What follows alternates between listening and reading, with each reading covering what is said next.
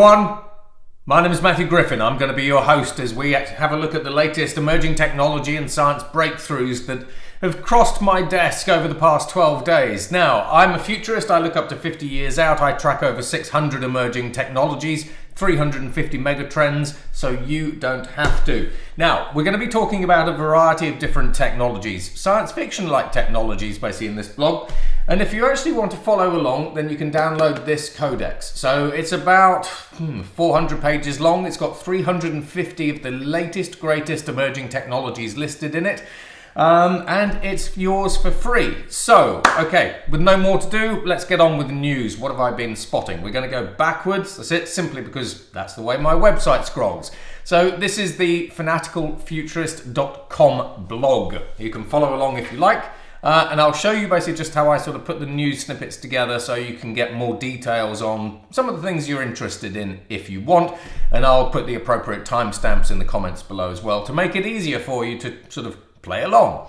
Now, okay, so I often say basically that we're building the future today. So the more signals, the more dots, the more things we can actually see, the better we as futurists can predict the future. Yes, I know that's probably just wound a load of futurists up. That's it. Haha. Anyway, okay. So, artificial intelligence. You know, when we saw 5G coming out and 4G cellular communications coming out, the one question that crossed everybody's minds basically was, yeah, that's great, but what is the killer app? Now, we think we might have actually found artificial intelligence's killer app. I was in Davos a little while ago. I've got the Future of Trust and Truth keynote, which has just gone on to the fanaticalfuturist.com YT channel. So you can look that up. But we actually think that artificial intelligence's killer app is the limitless digital workforce.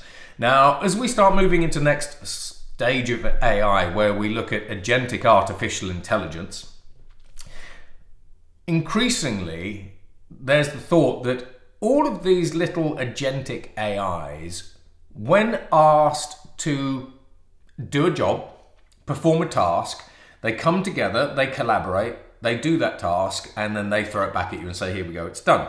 However, you know, bearing in mind that Mark Zuckerberg talks about there being millions to billions of AI agents around the planet, bearing in mind that Satya Nadella was just at the European AI Summit, basically, and said that over the next 2 to 4 years, he thinks that agentic artificial intelligence and the development of a personalized AI assistance, whether that's from an individual perspective or a workforce perspective, are going to be the most impactful things that we actually see coming out of the AI stables and big tech.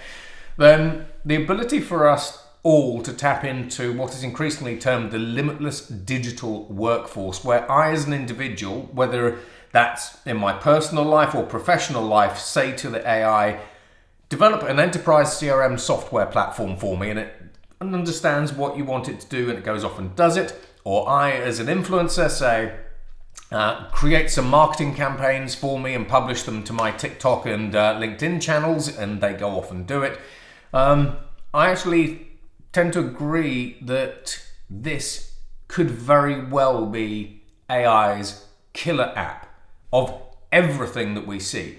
Bearing in mind that I'm also seeing the development of AI researchers, the automation of science, AIs that are creating their own products, building their own companies, and so on and so forth. You know, despite all of that, I think this could be it.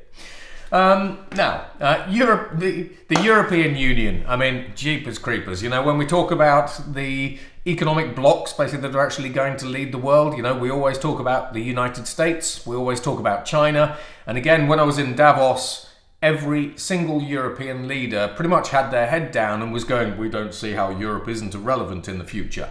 Now, about 2 months ago, something I spoke about on this blog, Draghi put together a report for the European Union, and he suggested in this 400-page report that the only way that Europe was not going to the only way that Europe was going to avoid being irrelevant in the future, and kind of like a historical footnote to the US and China, was to spend up to 800 billion euros a year on technology and emerging technologies in order to catch up the other guys. Now, when we saw the release of Deepseek, so again, I did a little deep dive into Deepseek, so I'll put that into the comments below as well, so you can have a look at that. We saw that coming in 2017, by the way. On the one hand, and there's a reason I'm talking about this, on the one hand, Deepseek wiped out $1.3 trillion worth of stock value in the US. It actually, what most people haven't actually seen, bumped up the Hong Kong Stock Exchange by $1.3 trillion. So it moved the markets by the equivalent to $2.6 trillion. Now, a few days after Deepseek came out, the European Union came out and said, right, we're going to develop a European open LLM and to rival ChatGPT. Bear in mind, ChatGPT cost $200 million to train, and the European Union's budget, $54 million. Anyway, fast forward, 2-3 weeks, they're now stumping up 200 billion euros. However, I still don't necessarily think that a 200 billion euro pot of money is going to be enough to put Europe in the driving seat. There's a couple of reasons for that. So firstly, we've got the United States Stargate project. It's a $500 billion venture. When you actually have a look at AI development in the United States, you've got 350 million people in the US that ostensibly speak English. And they generally have a single United States culture. I know if you're in the US, you're going to go, no, we don't. We don't even have a culture. Okay, I'll grant you that. That's it. I'm playing with you, but you know what I'm saying. Yeah, one language, broadly one culture. Yeah, etc., etc. Europe it's something like 150 different languages. The number of different languages in Spain is insane for a start. But anyway, even if you just look at Europe at the country level, Europe has 27 different countries that speak different languages. They have 27 different cultures, which means that a French artificial intelligence like Mistral will be good for the French market and French culture, but it's probably going to quite suck in the German market or the Polish market or the Greek market and so on and so forth. So Europe isn't a homogeneous block. Now, the reason that's important is because whereas OpenAI can spend, say, $200 million developing a single artificial intelligence that it can then sell and proliferate to 350 Americans, and us Brits, thanks, Europe would, in order for Europe to create a model that is relevant to all of Europe, with 450 million people, it would need to incorporate lots of different languages, which is difficult.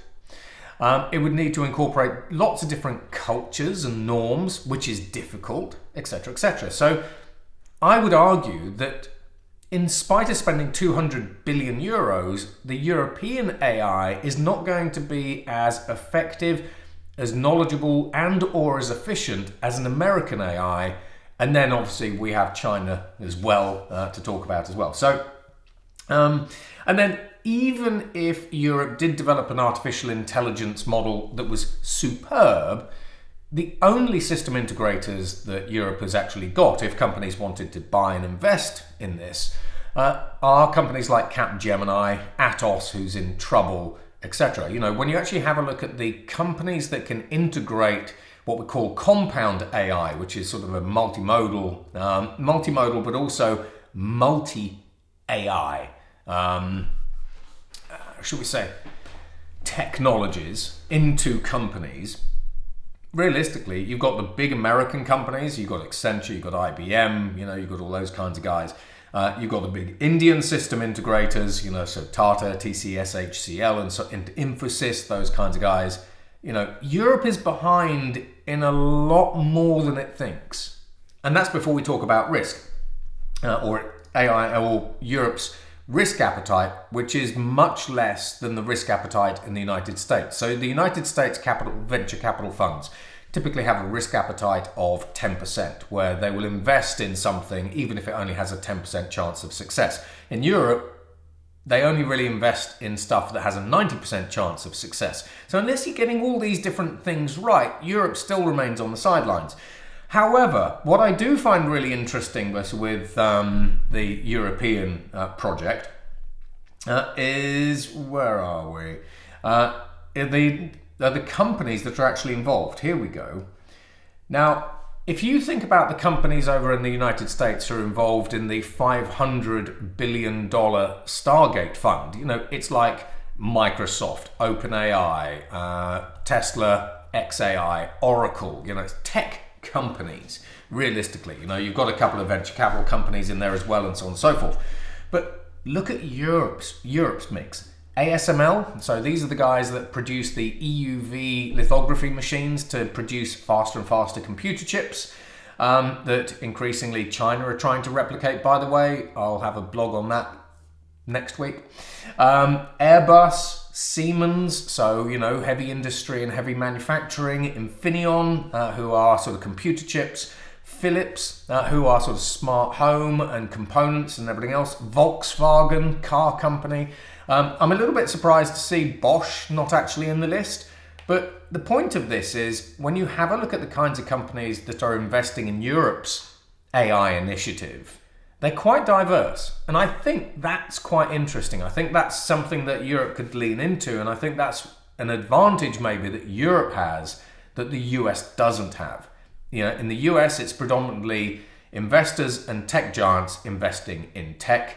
Here, you could end up seeing European AI technology being purchased and integrated with a much, much broader range of industries in industry-specific domains than we see in the US.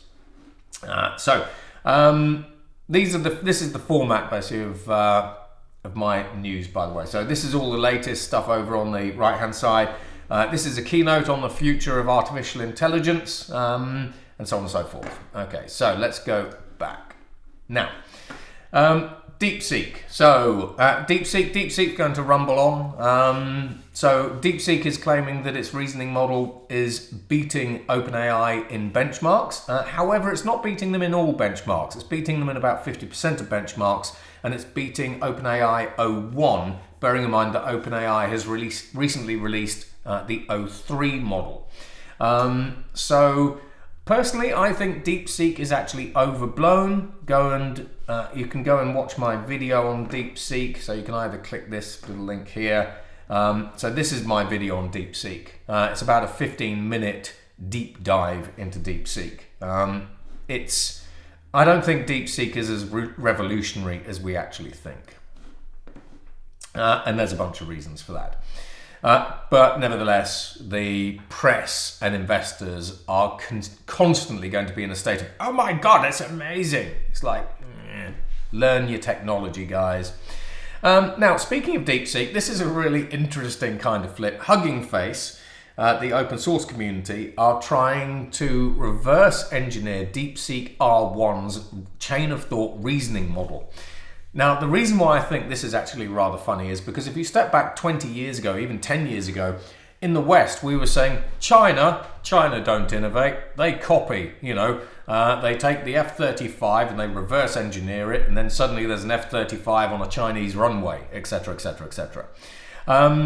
Increasingly, one of the sort of upticking trends that I'm seeing in the West is we are now at the point where we are increasingly likely to try to reverse engineer Chinese tech than the Chinese are to try to reverse engineer our stuff. So that's just funny. However, the way that Hugging Face are trying to reverse engineer these artificial intelligence models is understand the training data that they are trained on, and then it's taking the model outputs to try to assess the weights associated with each training set and output in order to recreate the models. So one of the things I actually follow quite closely is reverse engineering of everything. That's it, because while, for example, Europe talks about trying to catch up with the US and China, what happens if Europe just gets really good at reverse engineering everyone else's AIs? Because you can do that, as we've seen with Stanford, for like $50, in which case you've then got a lot of hundreds of billions of dollars spare. So this is much more a news topic about reverse engineering AIs. as it is that Hugging Face want to reverse engineer Deepseek R1. Now, Amazon. So Amazon have now launched, have now invested more into Anthropic. So Anthropic is a company in the US that develops foundational artificial intelligence models like OpenAI and Google Gemini and so forth. Amazon have now invested about $3 billion in Anthropic. However, the latest wrinkle is that Amazon want Anthropic to train things like Claude Opus 3.5 on Amazon computer chips. So traditionally, a lot of these artificial intelligence companies are training their AIs on Nvidia, sort of H100s, H800s if you're in China, and B200 GPUs. But Amazon is trying now to get its GPUs to be a global standard. And when you actually have a think about, the reason for this, Nvidia ended up being a $3 trillion company. So why the heck would Amazon, with, let's face it, I say Jeff Bezos at the helm, but why would Amazon, who has a history of playing the long game, not want to try to get a piece of the semiconductor puzzle? So I think that piece of the story is actually more interesting than Amazon just investing money in Anthropic. So ChatGPT, this particular update was brought forward. ChatGPT can now do research. Now, some of the books that I actually write, one of the books is this. It's the 311 Trends Codex, again, 450 pages. I'll show you it, but I'll show you it because it's relevant. One of the things that I keep trying to get artificial intelligence to do is churn out a page of my book. So in this Trends Codex, there are about 600,000 stats, all deeply researched by me. And in the book, I tell you what the trend is, I tell you what the impact is, and then I offer you different pieces of advice to lean into the trend or lean away from the trend.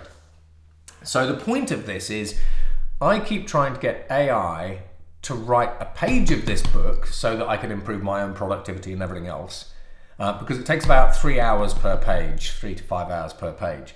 And it's crap. AI is absolutely crap at writing a page for my Trends Codexes, which is why everything is still done by hand. And as much as I love doing everything by hand, it would be nice to have a little bit of a helping hand. So I've been testing OpenAI's research GPT. It is better, but it hallucinates like crazy. It's horrible. So yeah, I tend to think that we will have good AI when I can say to the AI, write a page of my Trends Codex and everything is right. It's all validated. And I'm like, oh, blimey, it did it in 2 seconds as opposed to my 5 hours. Now, one of the things I talk about when we talk about the societal uses and benefits of artificial intelligence, I always say that AI on the one hand is democratizing access to knowledge, but it's also democratizing access to skills and so on and so forth. And again, there's a video which I'll put in the comments below, which you can go and click on the future of jobs and skills and things, as well as the future of human potential.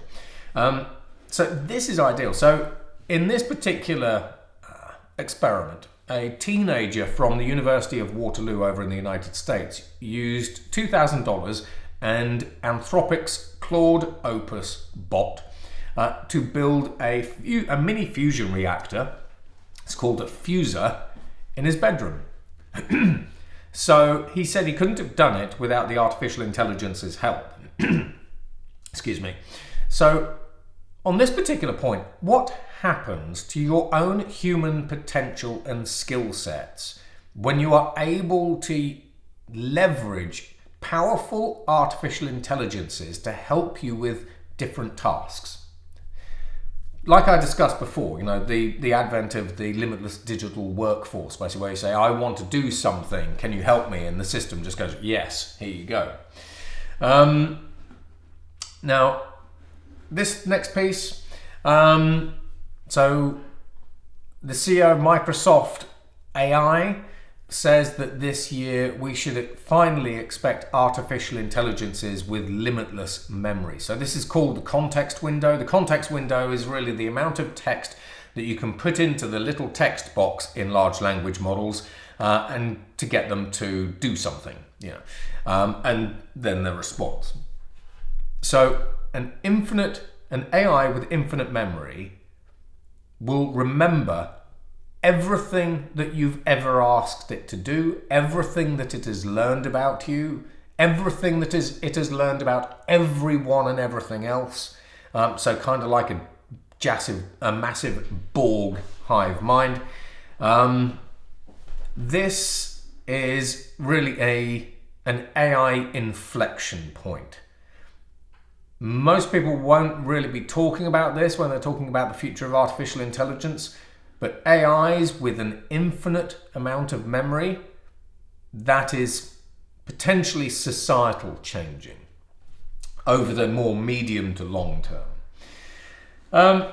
So next one, scientists have managed to rejuvenate mice in a new experiment. So these are called I was going to say Yamaguchi factors, but not Yamaguchi factors. But there's a difference. So I track anti-aging, which really is the development of new technologies that try to slow down aging or stop aging.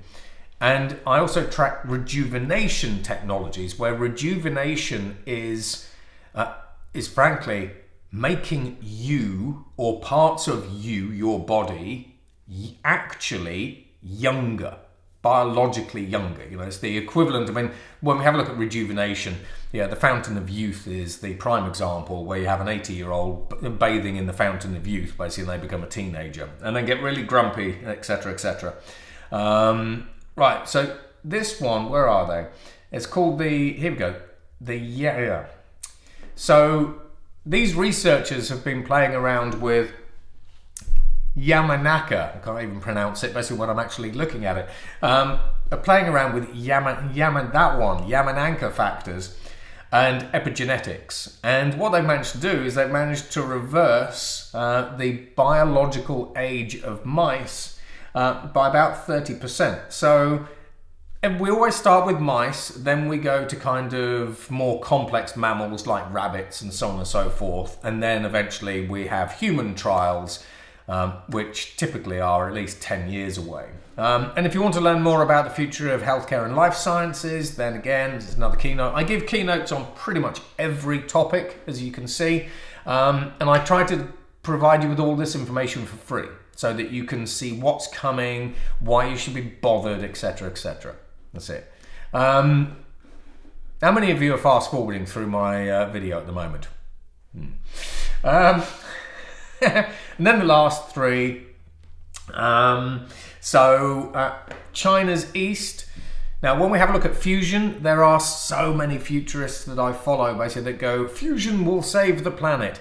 Sam Altman also said that we don't need to worry about artificial intelligence's humongous energy draw because fusion will save us. He's actually invested in a fusion company called Helion, that one. But the fact of the matter is, fusion isn't going to save us from an energy perspective for probably at least another 20 to 30 years. Now, the reason for that is this. So China's East fusion tokamak project is really one of the most advanced in the world. And it sustained fusion for 1,000 seconds, which is stunning. That's a very, very big breakthrough. Because the previous record was about 10 seconds, something like that. But nevertheless, it's one thing to get to the point where we say, finally, we have achieved stable fusion and it's running 24/7, and then scaling those technologies out. You can't click your fingers and suddenly say, we've perfected the technology and by tomorrow we're going to have 300 fusion plants all around the world. It doesn't happen. These fusion plants are taking most countries about 10 to 15 years to build, like ITER, for example. China basically is faster at building these, so they've now started building the world's largest fusion reactor. It's in the shape of a cross, simply because the cross shape means that they can direct the lasers basically to a single point much more efficiently and effectively than anything else. So yeah, fusion rumbles on. Same with thorium reactors, etc., etc. But trust me, fusion is not going to be saving us until 2040, 2050. You know, by that point, we should at least have a couple of fusion reactors knocking about. Because when you have a look at the development trajectory of fusion, yes, we're making some interesting gains, but we've still got a long way to go. I'd say that if it's a 100-meter race, we're probably still at the 5-meter mark. And then we still accelerate, you know, throughout that other 95 meters, but nevertheless, you know, we're not at the 99-meter mark. Now, this year we're going to see far more people and companies basically saying agentic AI. Yeah, you will see every keynote futurist talking about agentic AI. You will see every company on earth that's trying to sell you any form of technology talking about agentic AI. Generative AI is so passé now. But the one thing, so I track all these surveys and research, pieces of research and experiments, again, so you don't have to. One of the things that this piece of research has recently found is, in order for AI agents to perform the tasks you want them to perform, they need to collaborate. A little bit like humans, you know, we all get together, basically we collaborate and then we achieve greatness together. Now, when we have a look at humans, it's widely posited that as humans, we can't collaborate with more than 150 people. With most people saying we can't collaborate with more than 100 people. I mean, let's face it, that's difficult.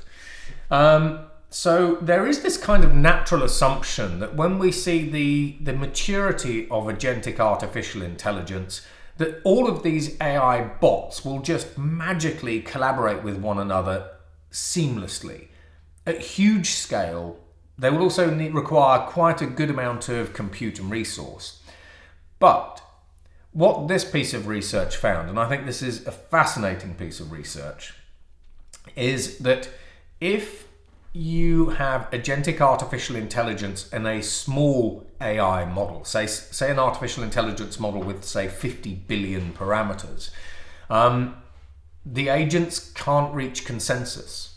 So the smaller the artificial intelligence model is itself, the harder it is for AI agents to reach agreement, to reach consensus and actually do something. In fact, when we have a look at models that are sub 100 billion parameters, the agents failed to reach any form of consensus so much that they couldn't collaborate. However, the bigger the artificial intelligence model, and this particular research group, who are they? University of Maryland, they're the main one. You can click on them and then you can see what else they're up to. What they actually found basically was that when you're using a sort of a larger model, and I think they kind of went up to about 500 billion parameters because they were limited on the amount of compute that they actually have. What they actually found was up to 1,000 agents could collaborate. So if you now think about the agents that are being developed, you've got OpenAI with ChatGPT 5 when that comes out, which some estimates put that as a 20 trillion parameter model. The number of AI agents that can collaborate under that model should be really, really, really high. You know, arguably kind of infinite / so big that we kind of don't care where the ceiling is. But if you think about Deepseek was an AI model with 671 billion parameters. As companies and organizations around the world try to develop more efficient AI models that have a smaller number of parameters, does that mean that they're going to be the worst performers when we look at using them for agentic AI use cases? And also, bearing in mind that, say, ChatGPT uses as well as Deepseek R1, uses what we call the Master of Experts model, where you have a top-level artificial intelligence up here, and that's the interface. That's what you query, and you go, create software for me. The Master of Experts model, this high-level AI taps into lots of smaller AI models that are typically in the sort of 70 billion parameter range. Same with Llama, so open source AI from Meta. So what this research demonstrated is when you have a single large AI model, agents collaborate brilliantly. But in small models, agent collaboration sucks. So what happens when a large artificial intelligence model ends up having to draw on information from a small large language model? Does this experiment still hold up? Do we see lots of agents being able to collaborate, or is the limiting factor the small model? We will see. And no doubt basically we'll have more stuff coming through this year on all of that. And then finally, Acceleron. So 5-6 years ago, basically, I talked about Google's secret DeepMind AI project, where Google got DeepMind to run a cold fusion simulation. And in that simulation, I linked to it here. Yeah, so I linked to it here. In that simulation, DeepMind's AI said, yes, cold fusion is possible. Now, regular fusion requires plasma temperatures of over 100 million degrees Celsius, typically edging towards 300 million degrees Celsius. It's the plasma ring that you see going around the tokamaks and the toruses. Cold fusion is fusion that works at below 1,000 degrees Celsius. That's why it's called cold fusion. Now, this particular company, Acceleron, from the United States, has managed to get cold fusion to actually work in the lab. And the way they've done that is they've managed to stabilize muons.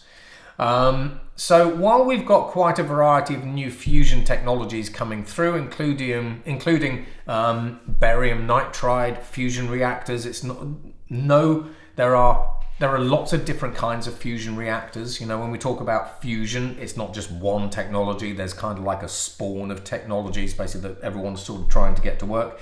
When we talk about fusion technology, cold fusion is the king technology of the fusion world, if we can get it to work. That's it. But there are problems trying to stabilize muons. And I bet you thought that when you were digging into this video, you would never, ever hear about muons. But there you go. Right, so that was it. So that's it from me. My name is Matthew Griffin. It's been wonderful being your host today. If you want me to run any workshops or keynotes for you, let me know. And in the meantime, do not forget to download my free books that are not written by agentic artificial intelligences. They are written by me. That's it, a real, live, non-synthetically biology modified human. So, thank you very much. Have a great weekend. Take care. Goodbye, guys. Ta-da.